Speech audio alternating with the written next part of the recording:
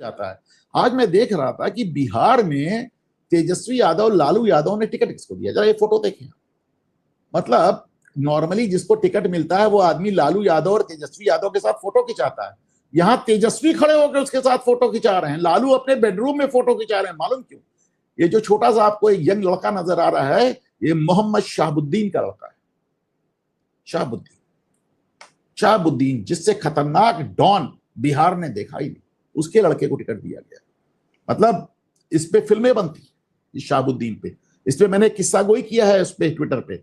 मैं इस पे मैंने मुख्तार अंसारी पे भी एक किस्सा गोई किया, मैं उसका लिंक डाल दूंगा। मैंने मुख्तार अंसारी से जेल में मुलाकात की थी, वो इसी में वीडियो में लिंक है, मैं उसका आज लिंक दे दूंगा। तो आप शहाबुद्दीन के लड़के को टिकट दे रहे हैं। कौन है शहाबुद्दीन? मैं दिखाता हूं आपको।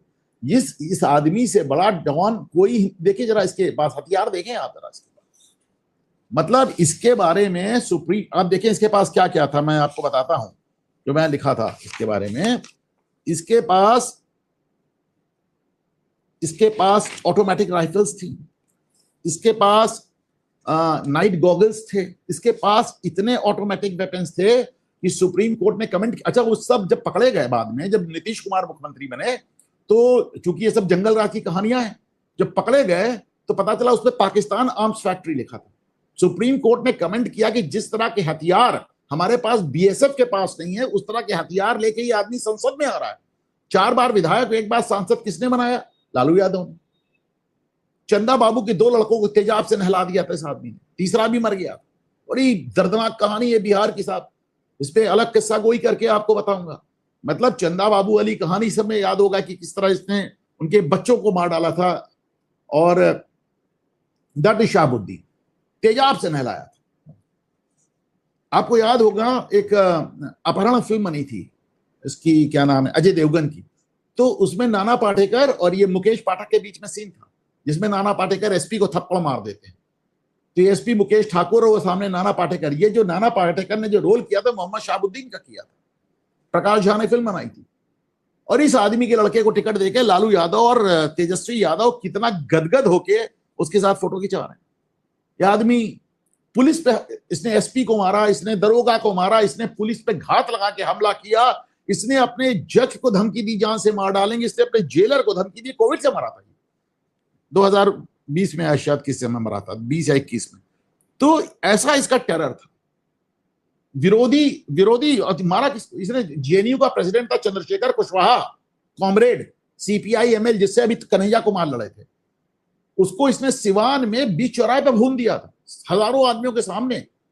मारा कौन गया था? एक कुशवाहा मारा गया था, एक यादव मारा गया था, एक और आदमी मारा गया था। लेकिन आज वही कुशवाहा और यादव आपके तेजस्वी के साथ खड़े मिलते हैं।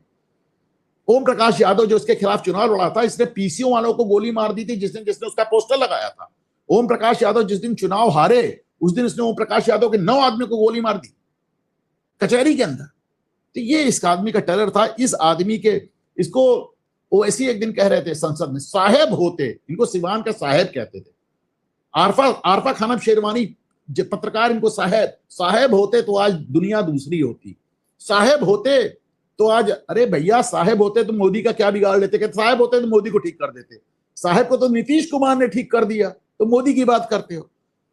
तो नीतीश तो बस ठीक है, नीतीश ने ठीक किया, वो जबान नहीं इस्तेमाल की, बाबा वो जबान इस्तेमाल करते हैं।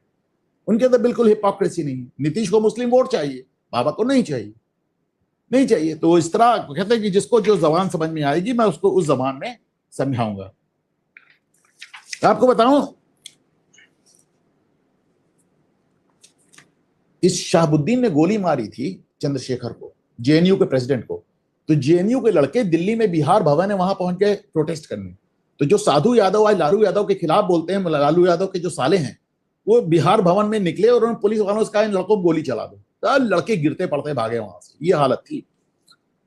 एक मुझे याद है अभी भी इनके लिए एक पोएम छपी थी कि, और वो अंग्रेजी में थी, और उसका हिंदी अनुवाद ये था कि मासूम सपनों को कुचलने वाले वो पैर, उम्मीदों की चीखों को,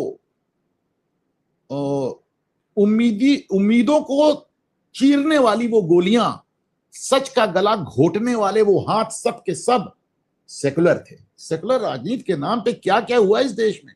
और फिर योगी कहते हैं सेकुलर एक्लर नहीं हो, तो समझ लीजिए क्यों इनके अंदर कितना फ्रस्ट्रेशन भी इस बात का। तो ये थे योगी के बयान।